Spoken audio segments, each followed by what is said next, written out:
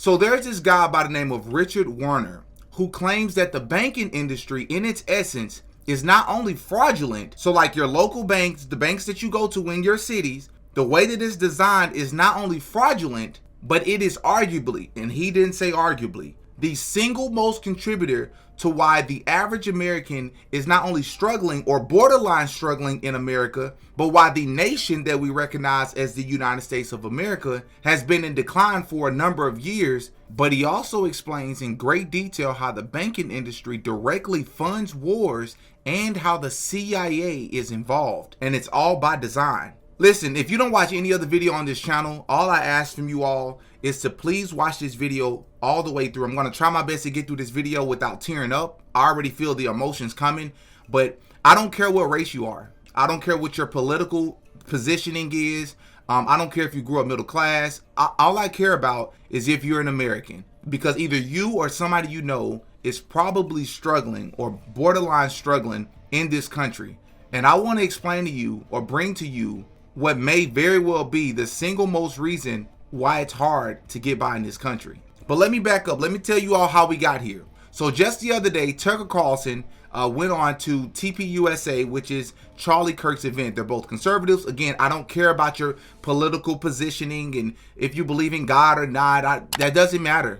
Are you an American? Do you know somebody that's struggling to afford food, to afford to pay their bills, that's living check to check, living month to month, when we don't even realize like that's no way to live? We've been so accustomed and designed to think that that's just a way to live life when it's not. That's all that should matter in this video, y'all. Please just hear me out here. If you are not yet a member of the Patreon, link is in the description. Please consider becoming a member, as you will have access to many videos you cannot find here on YouTube. The other day, I listened to Tucker Carlson. He gave a monologue at TPUSA, which is Charlie Kirk's event. And I'm not even exaggerating when I say this. It's one of the most beautiful speeches I've ever heard in my life. I don't care about how you feel about people. I need y'all to hear me out. If you are an American, I highly recommend you go and listen to that speech. If you get through that speech and you're not holding back tears, I really don't know what to say to you. He talked about everything from the reason why Americans are struggling, why our government isn't doing more to help us, how we can send trillions of dollars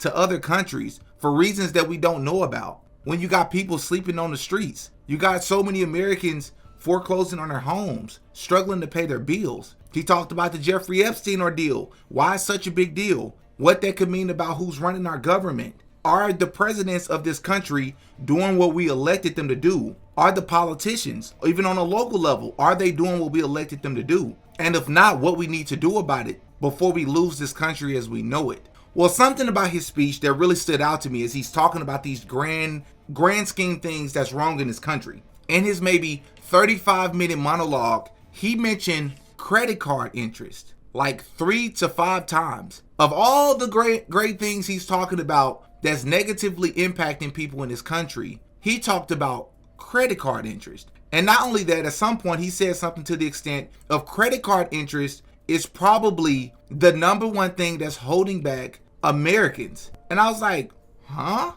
I never heard that before. Well, now I understand why he says that. Because he just recently, earlier today, released an interview with a guy by the name of Richard Werner, who is a German economist who is best known for his work on how banks create money. And he became well known for his book called Princes of the Yen and for coining the term quantitative easing while working in Japan in the 1990s. And his interview with Tucker Carlson is like well over 2 hours. So I'm going to break it down in layman terms where the average man like you and me can actually understand what he believes is going on in this country when it comes to banks in maybe 15 minutes. So I just need you all to bear with me because this is going to blow your mind. So the common idea of banks, when we think about banks, is in the fine print. So this what I'm about to share is actually not even a secret. When you put money into your banking account, let's say you have $5,000 in your account. The average person thinks they actually have that money sitting there because they can go on their mobile app and they can see it. They can go to their receipt and they can see it. But that's actually not how it works. And again, this part I'm about to share is actually not a secret. It's in the fine print. When you put your money into a bank, let's say it's $5,000. That $5,000 is actually not sitting in your bank account. that money is being moved around. People are loaning from it, and they're moving into other accounts for loans and credit card interest and withdrawals from other people's account. That's why, depending on how much, if you want to take out a certain amount, there's normally a 1 or 2 day hold on that withdrawal. Why would you need a 1 or 2 day hold on your money that you have sitting in your account? Well, this is why. It's because the money isn't actually sitting there, and they need time to gather that money that they have moving around so that they can give it to you all at once. That's how banks run. That's how they survive when people deposit their money. Well, here's the problem. Richard Werner claims that's actually not how banks work at all, and that they're lying to people, because he claims that banks actually create their own money. And I'm going to tell you why that's a problem. Because normally people think the government creates money. Only the government or some other financing market can print money. That's why we hear the government, they just print money every day. We're $37 trillion in debt in this country, and they just keep printing money. Well, they think that the Federal Reserve or somebody, no. The banks themselves literally create money every day out of thin air. And it gets worse because loans, let's say because people think of banks as the intermediary, the middleman, right? They think of banks as the middleman. If you want a house, you have to go through the bank. If you want a car, you have to go through the bank, right? And so you have to get an auto loan, or you have to take out a mortgage. You have to take out a loan for your house. Let's say you took out a loan for, let's just keep it simple, $50,000. Let's say you took out a $50,000 loan. If you take out a $50,000 loan and then the bank hands you a receipt that says $50,000, Richard Werner is claiming that this is fraud, because in order for you to have $50,000 that you did not have before you came to the bank, then that means the bank has to get that money from somewhere else. The general consensus is that the bank has this money sitting in a vault somewhere by way of all these other people that have deposited money into this bank. So therefore, they know how much they can give you based on how much they have. Richard Werner is saying, actually, no, they're lying to people. That's not what they do. Let's say you took out a $50,000 loan. Richard Werner is saying they literally create that money out of thin air, and proof of that is that he did the research himself as an economist. And there's a way, I don't know the technical term, so forgive me for this, and I'll put the link to the original interview. He gives all of the information away. There's a way that you can study the amount of money that they have. So wherever that level of money is sitting, if you give a loan out to somebody and now they have an extra $50,000 in their account, that should either decrease by $50,000 or should either increase by $50,000. He's saying when you look at how much money that they have, it goes nowhere. It doesn't move at all, which means they created that money out of thin air. The devil's advocate or the naysayer will say, no, that $50,000, the reason why it doesn't move is because the money is already sitting within that total sum amount. Richard Werner is saying, no, it's not. Because if that's the case and it's going into somebody else's account, it should show for that. And it doesn't fluctuate ever at any point in time. He said, but where it gets worse is that not only are they loaning you $50,000 that you did not come with, that they're not showing any paper trail or history where they're getting the money from, but then they add on a 30% interest, a 25% interest rate that then cripples that person for maybe the next 20, 30 years of their life. Now, many people will say, well, that's on that person. You shouldn't take out that loan. No, it's on both of them, because you're giving interest on money that you didn't even have to begin with. You're giving interest on money that they did not have, which is why they needed to come to you. And that's literally predatory lending on a grand scale that we've never seen before. Another thing that he exposed is that you have private banks. So you have like your local banks in your city or wherever you may live. And then you have something called central banking. A layman terms way of thinking about this is private banks is like the son. Central banks is like the daddy, the father. So in other words, the son comes from a rich family, has a lot of money, but if he runs out of money or if he's short on something, he can always go to his dad. Central banking, because they have way more money and they can get money from them. So what they tell the public is that that's where the money also comes from when the private banks don't have enough. They get it from central banking.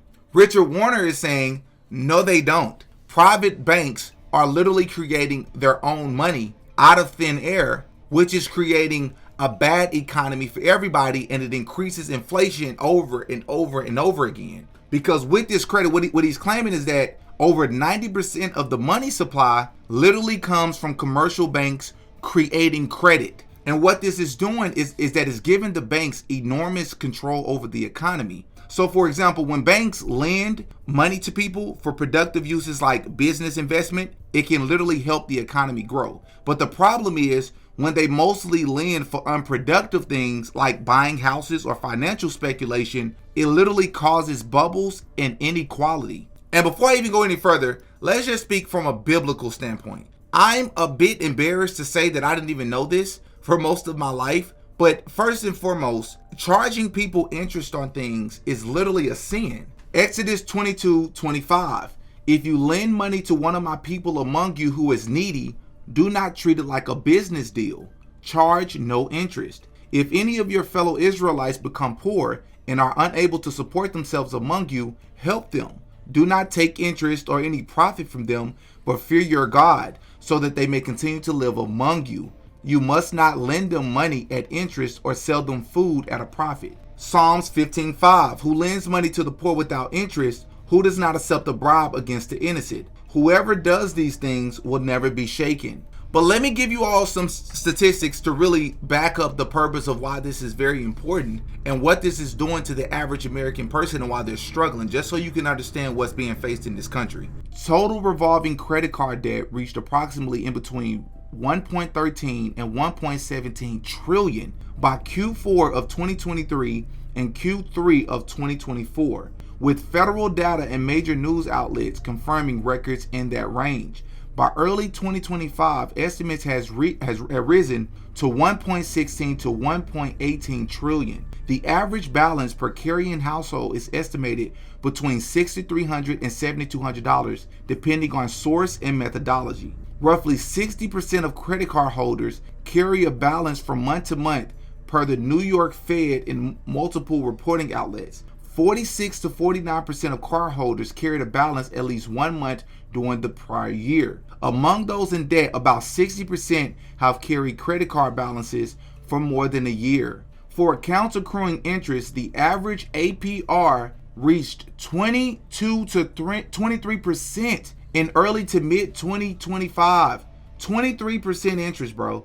Personal unsecured loans, the total outstanding debt reached about $249 billion with an average balance per borrower of $11,650 and delinquency rate around 3.5%. Says Americans drew nearly $25 billion using home equity lines, often to consolidate high interest credit card debt at average rates of 8.27% compared to card rates exceeding 20%. This is a crisis, y'all. This is an absolute crisis. But one of the craziest parts of this interview is when he started to talk about how the banking industry, I mean, we've heard it for years, how the banking industry is funding wars and how they're lobbying politicians. But he actually explains in this episode how they do this and the role that the CIA played in this and how the CIA has threatened his life. And that's what we had, of course, 2021, 22.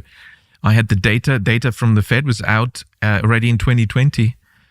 So I was one of the first to warn very accurately. This was in May 2020 on my Twitter, sending out messages. Well, based on this data, it was shocking data. We have to expect significant inflation 18 months down the road, which is exactly what happened. Nothing to do with the war in Ukraine. Nothing whatsoever. Nothing to do with, oil prices, gas prices, and all that supply shock. By the way, when you go back to the 70s, it's the same. They told us, that was an oil shock. The inflation, that was an oil shock. The Yom Kippur War of 1973 that OPEC shut down production. I mean, that's the story. I mean, I remember adults talking about it. But look, I know, and all the media coverage is very consistent on this. But the facts already don't add up. Because when did the oil price quadruple from $3 to $12? That was in January 1974. When did there were two bouts of inflation in the 70s, early and late of the decade. So in this first bout of inflation, when did inflation peak? Well, in Germany in June 1973. June 1973. When did oil prices go up? In January 74. Something wrong with that story? Right, that's not cause and effect. In fact, I did a study on the US with my collaborator, former PhD student of mine, because America still has just about the largest number of banks in the world, although the number used to be a multiple. Yes. The Fed killed 10,000 banks in the 30s. It killed 10,000 banks, almost 15,000 banks in the post-war era. Central banks want to consolidate and reduce the number of banks. QE1 is for the central bank. When you have a bust banking system with all these non-performing loans, the central bank can just buy them up, of course, at face value, as if they were still valued at 100 at par. And the banks clearly will be very happy about this. Their balance sheet will be very strong. They will be more liquid than ever in their whole history. You've solved the banking crisis. There's no more banking crisis. Now, you could say, well, hang on, aren't we just shifting the problem to the central bank? Well, no, because the central bank doesn't have to mark to market. You can just forget about these holdings. But hang on, isn't the central bank now creating money? Aren't we paying for this through inflation and a weaker currency? No, because it doesn't create money. Because money creation is when the banking system creates credit and injects it into the non-banking system. But this is a transaction within the banking system between the banks and the central bank. The central bank buying non-performing assets from banks, it doesn't create money at all. It just cleans up the bank balance sheets at zero cost to society. There's no need to use tax money. Then why not do that? Exactly. Well, now listen to this, whenever the central banks don't want a banking crisis to turn into a major thing and recession, that's when they do it. I'll give you two examples. August 1914, the United Kingdom of Great Britain and Ireland declared war on Germany and her allies, which meant Austro-Hungarian Empire, Ottoman Empire. Yeah. Okay, so that's how the First World War started. Britain declared war, just like with the Second World War. The trouble was, I think the next day, the Treasury, the Bank of England, and the government got visitors from the British banks. And they said, maybe clutching some balance sheets and documents, sorry, you've declared war, we're bust. Well, how did that happen? The British banks were bust. Not all of them, but quite a lot of them. Well, London was the number one financial center for everything. So even for bills of trade, bills of exchange, and financial settlement between Ottoman Empire and Hungary, often it would go through London. London was the place. And of course, often also pound denominated. That was the most liquid international currency, you know. And because now all these countries, these are major countries, Germany, Ottoman, Austria-Hungary, they're now considered enemy country. All the paper held by British banks were deemed non-performing because irredeemable enemy. Of course, how do you get the money? Exactly. A few months later, I got the call from the US Embassy. It was, clearly a Japanese lady working there, very polite, as you'd expect. Professor Werner, we have a request from the US State Department. It's like, okay. There's a senior person from the State Department who wants to arrange a meeting with you. Well, I guess that's in Washington. I have no plans to go to Washington at the moment. Sorry. No, he's coming to Tokyo to see you. So I thought, okay, let's meet in a public place as opposed to a dark alley. And sure enough, when we met, the main message was, the CIA is watching you. That was the message. That was the main message. It's like there's no quizzing or trying to manipulate me or get me out. It's just the CIA is watching now what you're doing. They weren't trying to learn from you. They were trying to tell you something. No. Actually, somebody suggested when I told them the story that also was my opportunity to ask for something. Like, be president of one of the Federal Reserve banks in the US as part of the deal to stop talking about credit creation. But furthermore, I want to highlight one of the most important and I think incredible parts of the interview that will probably go unnoticed. Even if a lot of you all watched it, I want to point out a part of the interview, maybe somewhere around the hour 15 minute mark. there's something that Richard said to Tucker that I thought was extremely important. He said, Tucker, what I want you to do during this interview is I want you to ask me the most basic, low-level questions that you can think of. Do not think that you're asking a silly question. Do not think that you're asking a stupid question. There are no such things. And even though we've all heard there's no such thing as a stupid question, he said, I want you to understand why. He said, in the finance world, a lot of people are typically taken advantage of because what tends to happen is, in so many words, groupthink, right? Groupthink is so underestimated. And what tends to happen, we're not talking about economics class 101 in elementary, on an elementary level. He said on even a collegiate level, he said, Tucker, what I want you to understand is that a lot of people are choosing to not ask the most simple and basic 101 questions because they're afraid that since no one else is asking these questions, he or she should already know the answer to these questions. How do you, let me ask a very dumb question. Oh, by the way, Yes. actually, Tucker, I always tell my students, there's no such thing as a silly question. Well, And you have to do me a favor, for the sake of the audience, pretend you know nothing about economics, because you must ask very simple questions. Because you see, in finance in particular, there's this macho idea never to admit, you said it earlier, the experts never admit ignorance. So they will never ask, like when they don't understand something. And that's how in financial markets you get some very major mistakes. Because no these one wants guys to ask don't what even, a derivative is. but they don't want to admit that actually they don't understand. Yeah, for example, these, credit derivative, sliced and diced mortgages, credit strategy. So anyway, so there's no silly question. Well, I'm actually a little bit more ignorant than I realized that I was before our conversation. How does a bank get, so Rich, you said it's just the course of things that when you are a part owner of a central bank, you're going to wind up extremely rich. How does a banker get rich? Well, I mean, the money creation creates money for the bank through the return on the equity. So that's, in a way, it's a traditional way. It's just that it's because of this privilege that you're creating money that it's much easier than other companies to have that return. And particularly if that's for a normal bank, but if you're a central bank, then it's almost unavoidable that it's extremely profitable. So in principle, banks get their return from the difference between the interest they pay on deposits and the interest they earn on their lending. But the key thing is that for the actual lending, they're not really giving up intrinsic resources because they're creating new money.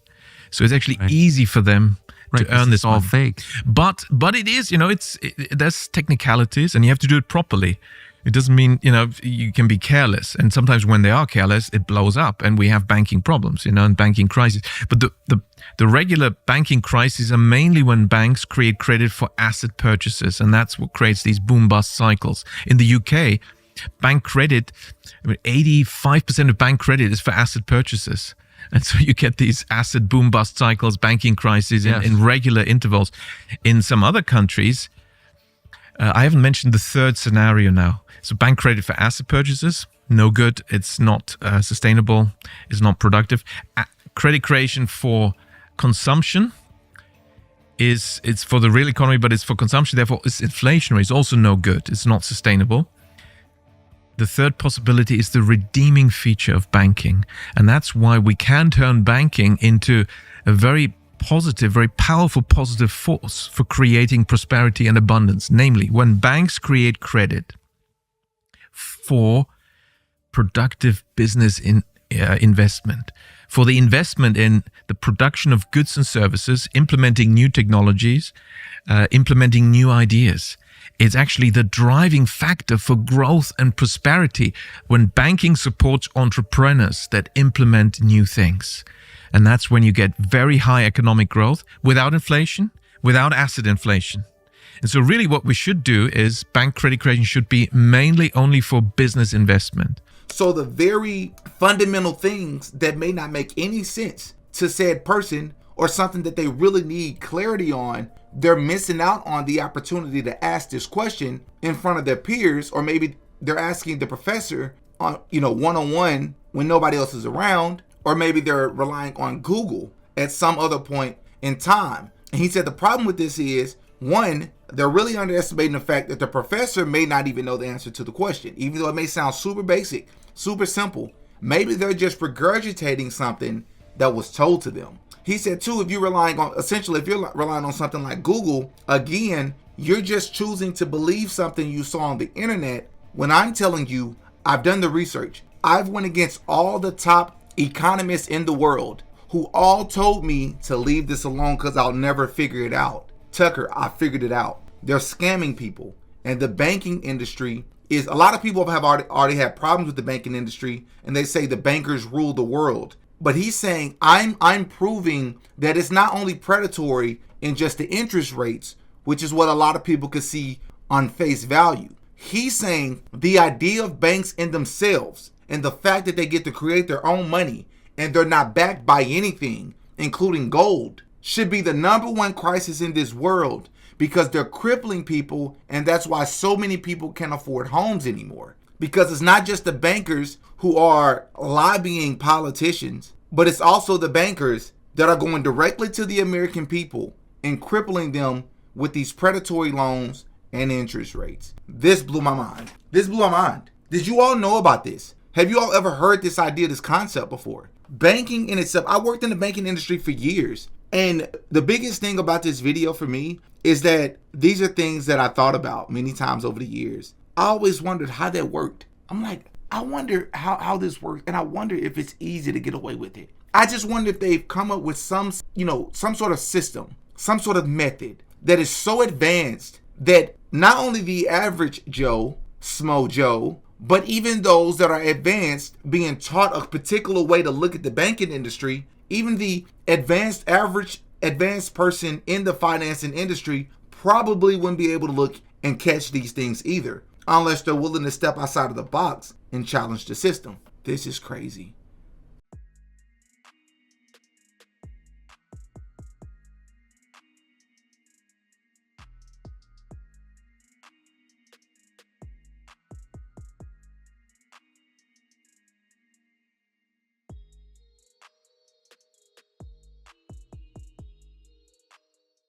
Oh yeah, Didi got a podcast.